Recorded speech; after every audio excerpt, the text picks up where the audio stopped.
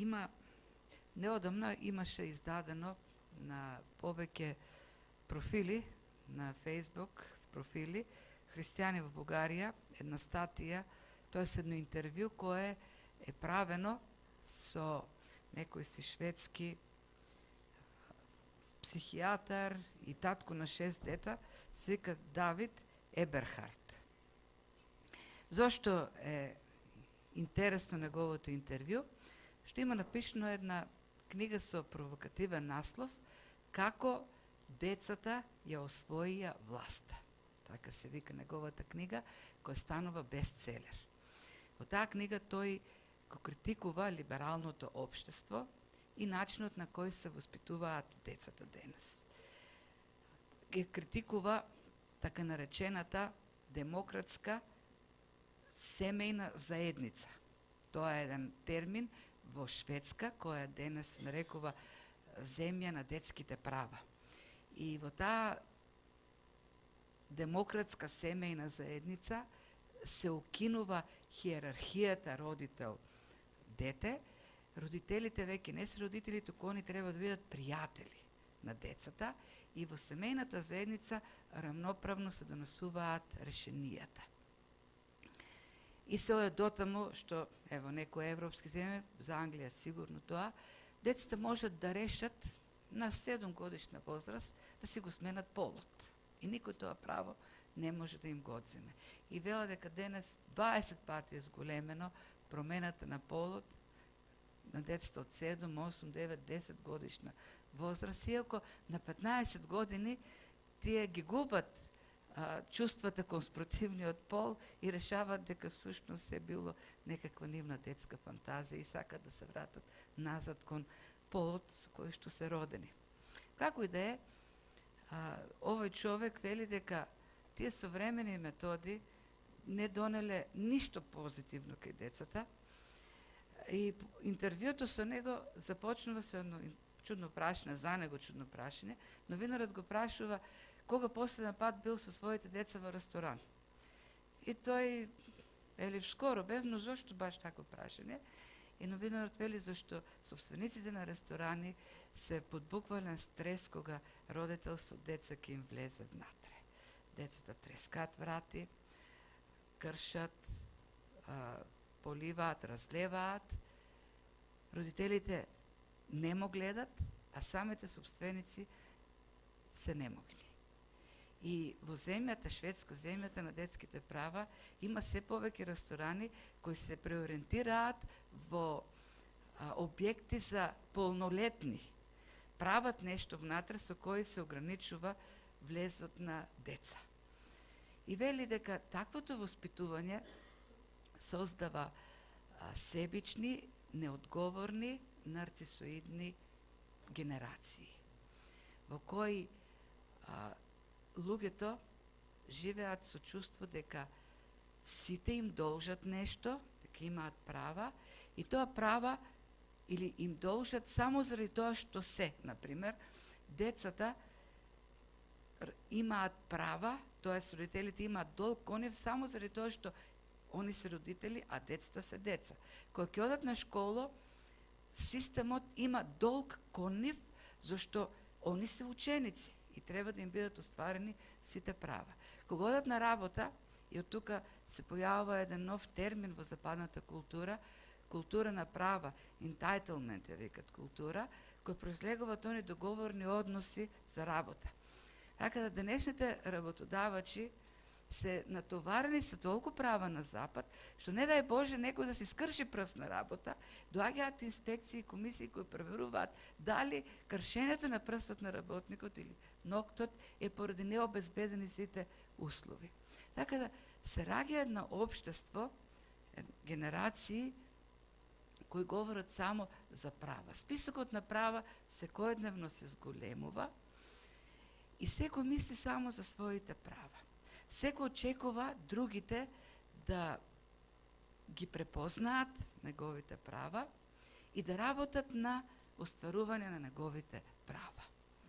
И тоа е таа нели култура на права. Некои врзуваат со миленијалците, велат дека тоа особено се расшири последните 2 децении, тоа се присутно кај генерацијата која созреа во новиот милениум, мисля дека тоа е еден сеопшт проблем. Сите мислиме на своите права, во општеството сите ни должат, државата ни должи, институциите ни должат, системот ни должи, секој ни должи. Меѓутоа, никој не мисли за правото на другиот и како да го остvari правото на другиот. И тоа се пресликува и во односите со Бог. Ако родителот по дефиниција има долг кон децата, тоа значи дека или и државата има долг кон нас и Бог постои за да го оствари долгот што тој го има кон нас. Тоест, ние постоиме за да бидат остварени нашите права од Бог, а Бог постои за да го изврши неговиот долг кон нас. И така се појавија еден куп учења во црквите, според кои основната суштина на постојањето на човекот е тој да биде среќен, а Бог треба да го направи среќен. И за жал во црквите се руши таа некоја хиерархија, така да се повеќе христијаните гледаат на црквата како на една организација која треба да го оствари долгот кон своите членови. Тоест, во црква се оде да се остварат права, а црквата постои да го оствари својот долг кон своите членови. И се заборава всушност дека во црквата секој си има свој долг. Го кажам ова зашто апостол Павле многу говори за некои своји права, некоја своја слобода. Нели заслужува и тој нешто. Очигледно е дека дури се доведува во ситуација да се брани, да се заштитува.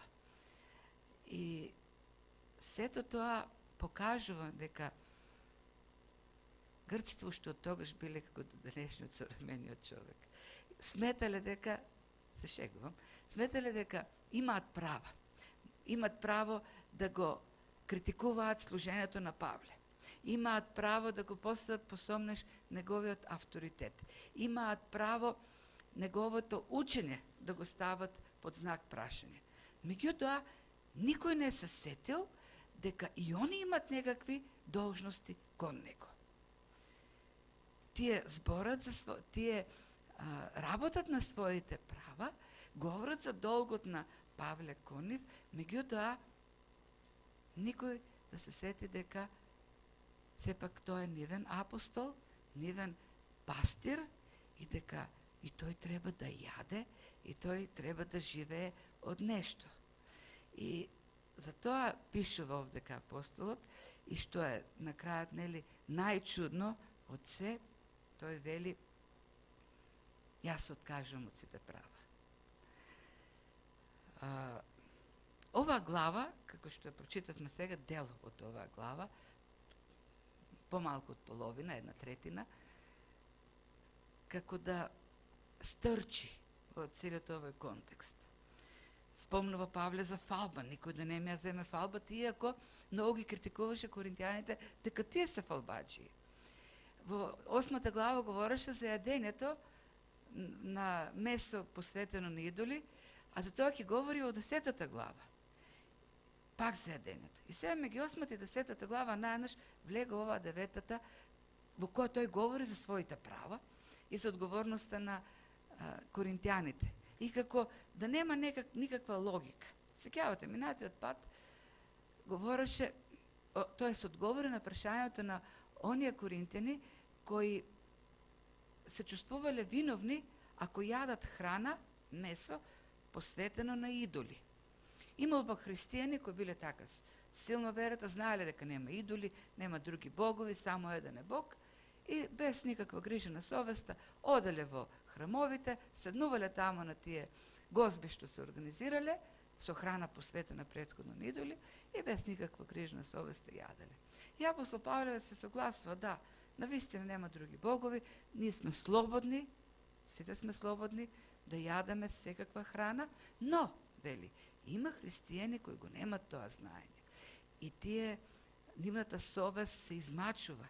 И затоа им, вели, на зрелите или силните христијани, ограничете својата слобода. Тоест, знаењето, вашето знаење, не е единствениот критериум за вашето поведение, за тоа што ќе правите, какви решенија ќе носите. Многу поважна е грижата, љубовта кон слабите во вера браќите.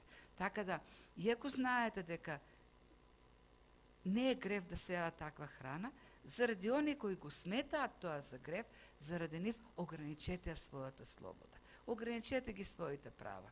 За така да не направите никаква, да не создадете никаква пречка за Евангелието да работи во нивниот живот. И на крајот завршува Павле со зборовите: јас сум спремен до крајот на животот боранија да јадам и да не вкусам месо заради овие браќа.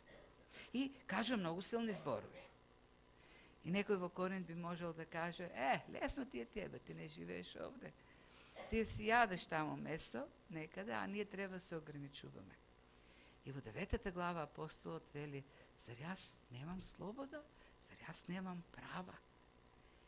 И овдека на практика всушност во 9 глава го покажува во неговиот живот, во неговата служба, и тоа на уште порадикален начин она што го кажал или го препорачал на христијаните во 8 глава. И тој покажа дека направил многу поголема жртва во ограничување на својата слобода и права од она што го бара од коринтијаните. Самиот тој овдека ја ограничува својата слобода, знаењето за правата што ги има, од своите права, зашто знае дека тоа е добро за коринтијаните. Го прави за нивно добро. Така да овие стихови што ги видовме, некако се поделени во 3 дела. Прво говори за своето апостолство, се заштитува. Тој како да е во судница и дава одбрана. Дека тој е навистина апостол со права. Потоа кажува кои се неговите права, тоест о врските на коринтијаните, кои се нивните должности, за на крајот откако ќе ги каже сите нивни обврски, многу чудно да рече: ви простувам се, не барам ништо од вас. Многу е така неочекувано, многу е предизвикувачки, но многу поучително. Она што го прави на крајот. И кажува зошто го прави тоа. И до крајот потоа на 9 глава уште повеќе, стана уште појасно зошто го зима тоа решение. А прво да видиме заштитата во првите 3 стиха. Вели: не сум ли јас апостол, не сум ли јас слободен? За слободата збори. Во 8 глава говореше за слободата и овдека говори за слобода. И јас имам слобода во Христос. И јас имам знаење кој ми дава слобода да барам нешто од вас, бидејќи сум апостол. Зборовите во 3 стих, одбрана и осуда, се земени од правниот речник, тоа се од судниците. Вели: јас сум во судница, вие црквата ја претворивте во судница спрема мене, и сега јас сум должен, сум во ситуација да подготвам заштита на вашата осуда. Зошто се толку фрустрирани, всушност, коринтијаните? Зошто одат до таму што дури и апостолството, апостолскиот авторитет го поставуваат под сомневање. Учењето, се поставуваат под сомневање. Остатокот, ќе видиме, ја дава причината, но овде само ќе кажем за целиот контекст. Во тоа време, од древноста, било вообичаено патувачките говорници, оратори, филозофи да бидат спонзорирани, финансирани од патрони, богати патрони, од мецени. Имало богати фамилии кои ги финансирале тие филозофи кои патувале. Говорниците, ораторите се користеле гостопримството и издршката што им давале. Меѓутоа секогаш е тоа така, и во древноста било и сега. Парите секогаш доаѓаат со врзано конци на нив, марионетски конци. Они конци се со кои што се командат куклите.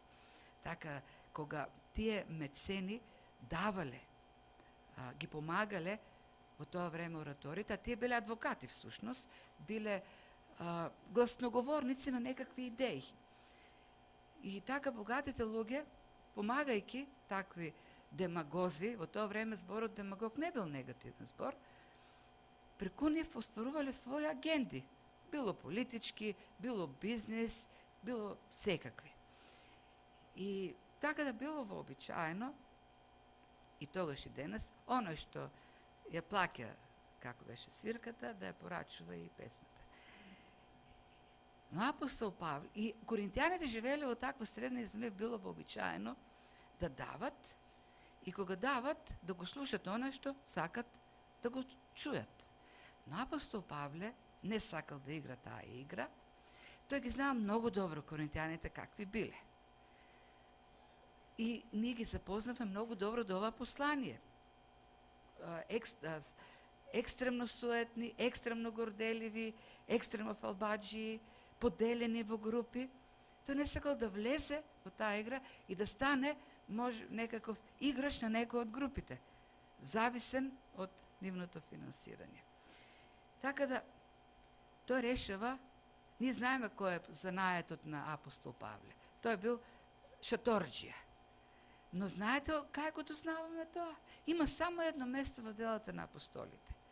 Во првите 4 стиха на 18 глава, првиот стих пишува: од Атина отиде во Коринт. И кога отиде во Коринт, таму ги најде Павле, Акила и Прискила, кои имаа исти занат со него, и вели почна да произведува шатори. И ние во делата на апостолите не можеме да најдеме за друг град дека тој тоа го правил.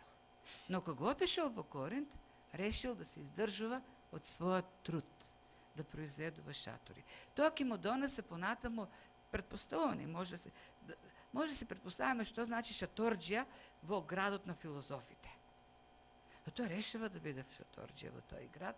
Зошто? За да не биде зависен од никој. И да го проповеда она што треба да го проповеда. И сега можеме да ја сватиме и фрустрацијата од друга страна на коринтијаните. Не можат да го контролираат и единственото што им останува на располагање е да почнат да го осудуваат. Да го напаѓаат учењето, да го напаѓаат авторитетот, да го напаѓаат служењето. Павле е решен да го направи тој чекор со сиот ризик, знаејќи дека тоа е подоброто од се останато. И најдобро за коринтијаните е да биде така. Тој да се лиши, да се жртвува за доброто на коринтијаните. И веќе кога е поставен под сомнеш неговиот апостолски авторитет, тој им дава аргументи. Аргументи дека е навистина апостол. И вели прво,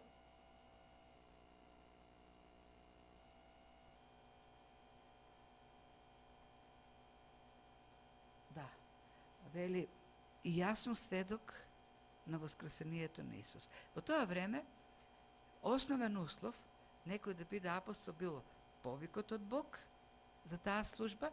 Црквата не ги избирала апостолите. Црквата можела да го избере својот епископ, но апостолот не може никој да го избере. Апостолот е служба која Бог ја дава. А за да ја добие таа служба, тој треба да биде сведок на Христовото воскресение. И Павле вели, јас исполнувам и двата услови. Јас бев сведок на неговото воскресение, ги подсетува на случката во делата 9 глава, кога одеше кон Дамаск. Тогаш и Христос му се јави, воскреснат, и тогаш Христос лично го повика да служи како апостол. Денес има апостоли, меѓутоа тие не можат да бидат апостоли, зашто не ги задоволуваат условите. Вели Павле, јас сум квалифициран да бидам апостол, зашто ми се јави воскреснатиот Христос и ми ја даде таа служба. И потоа вели,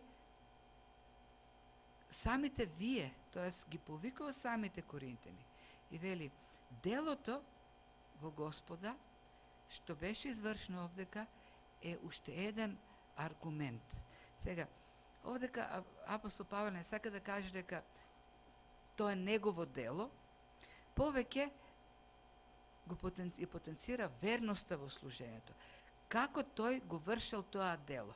Ние знаеме дека плодовите, она што се случило со коринтијаните, нивното обраќање кон верата, дарбите кои ги добиле, знаењето и сето тоа е резултат на работата на Светиот Дух. Сето тоа Бог го прави. Меѓутоа, има еден принцип во христијанството. Верноста во служењето е неопходно за потоа делото на Светиот Дух. Христијанската верност води кон христијанска плодотворност. И апостол Павле овдека сака да каже, да покаже на неговата верност. Ако е критикувано неговото служење, ако се критикува неговите мотиви, неговиот авторитет, тој вели, мојата верност резултираше со дејството на Бог во тоа служење. Ако моето служење не беше такво, не беше посветено и верно, ќе работеше ли Светиот Дух во таа служба? Ќе ги имавте ли вие тие плодови, тие дарби на Светиот Дух во вашиот живот? Така да, самите Коринтини вели, самите вие сте печат, гаранција, аргумент за мојата служба. И за апостолството, и за верноста во кое што јас служам. И потоа, откако го дава тој, ја дава таа заштита, почнува да говори за права и должности. Должностите на коринтијаните.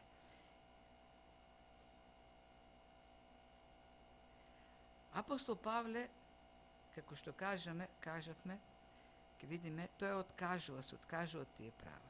Меѓутоа, тоа не значи дека се ослободени коринтијаните од должноста. Тој се откажал поради некои причини за нивно добро. Но со самото тоа, тој не сака да каже, вие немате обврска, ослободени сте од обврска. Вие треба да сте свесни дека сте ослободени од голема обврска која се останува кај вас. Зошто, ако јас си одам, друг ќе дојде. И вие имате и други служители. Тоа си е ваша обврска која е природна, дадена од Бог.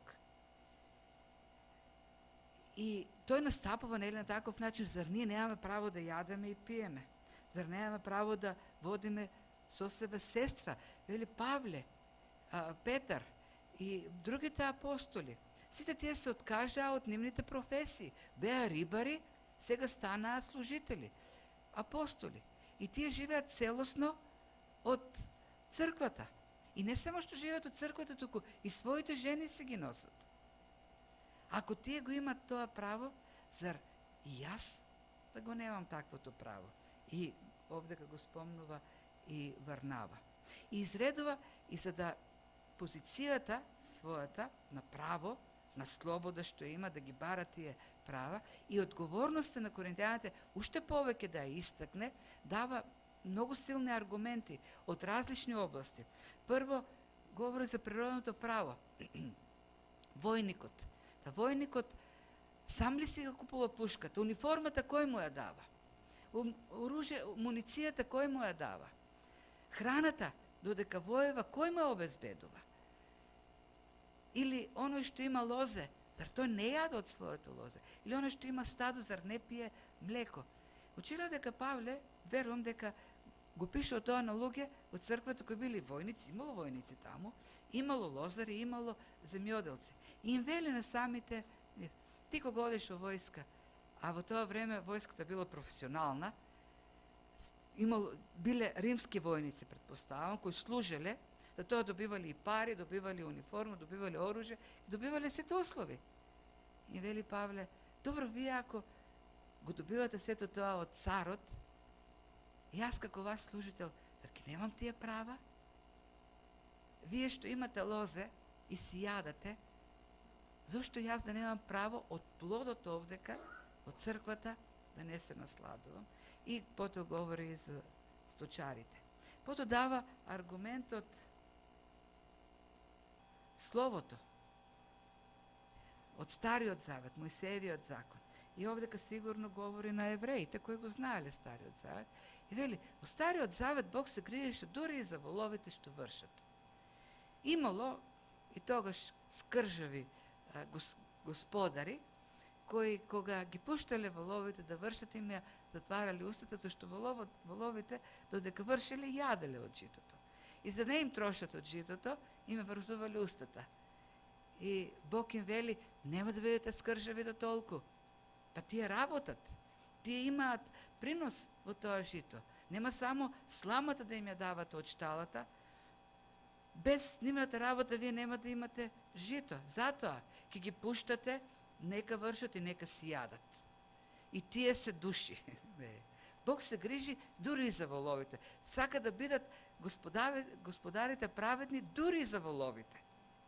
И Павле вели, ако Бог тоа го напишал за воловите, сака правда за нив, колку повеќе за служителите, кои служат во Божјото дело и треба да се насладуваат, да уживаат благодети од таа работа.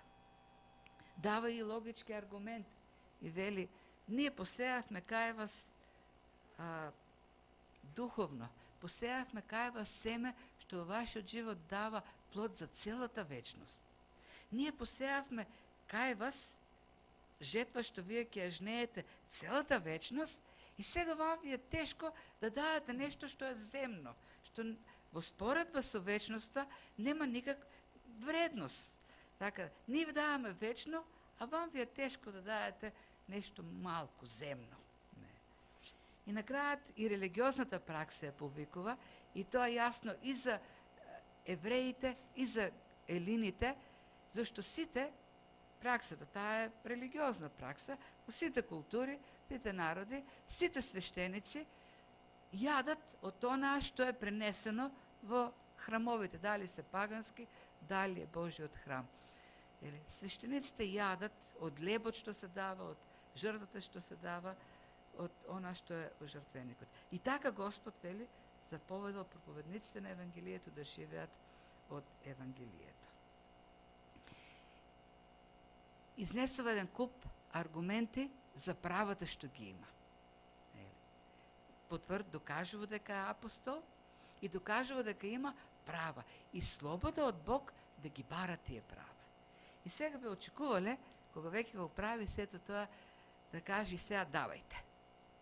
Не, тој дава толку аргументи за да им покаже каква одговорност имат, за на крајот да каже јас сега се откажувам од сето тоа.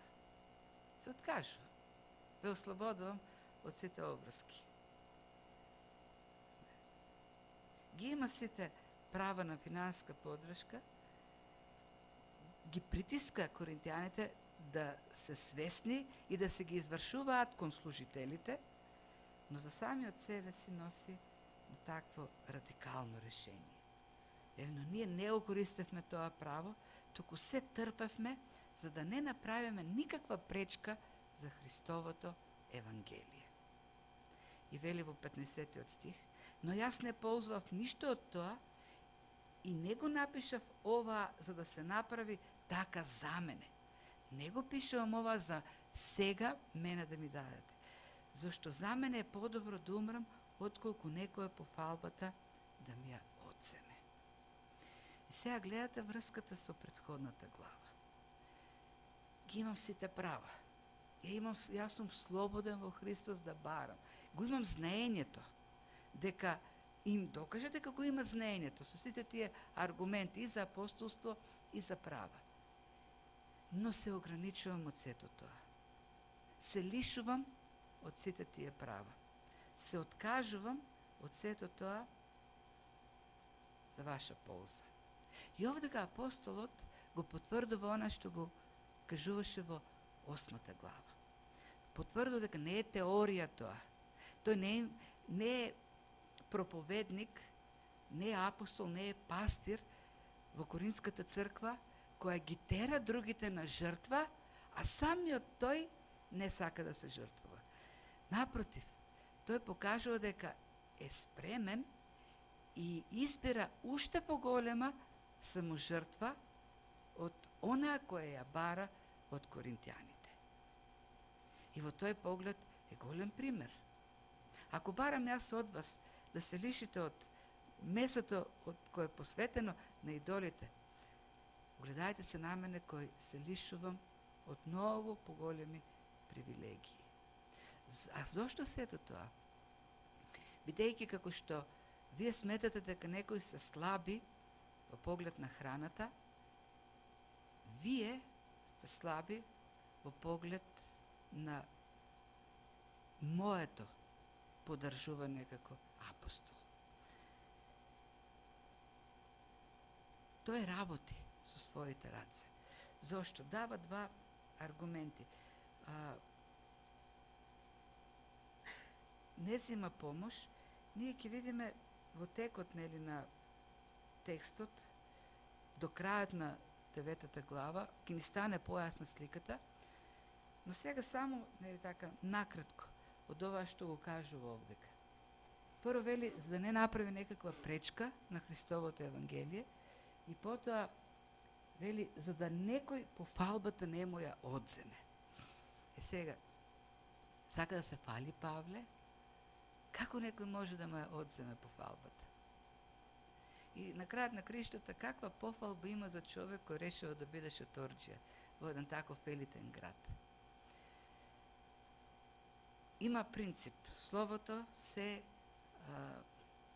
толкова самото себе. Во првата глава заврши со еден многу силен принцип потребен за коринтијаните. Кој се фали, со Господ да се фали. И секоја фалба на апостол Павле, во сите случаеви кога тој говори за фалба, е Христос.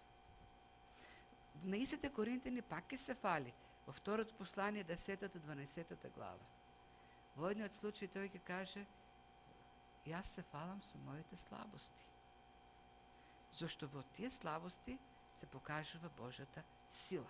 На крајот на криштата Бог се покажува како силен. Апостол Павле не сака да создаде ситуација во која некој ќе ја земе фалбата на Павле во Бог, дека Бог прави се. Тој не сака да создаде ситуација некој давајки пари за неговата служба да каже, ете, со моите пари правеше се, јас сум заслужен. Тој ја знае фалбата на коринтијаните. Првите 3 глави кажува, тоа е вашиот најголем проблем, само фалбата.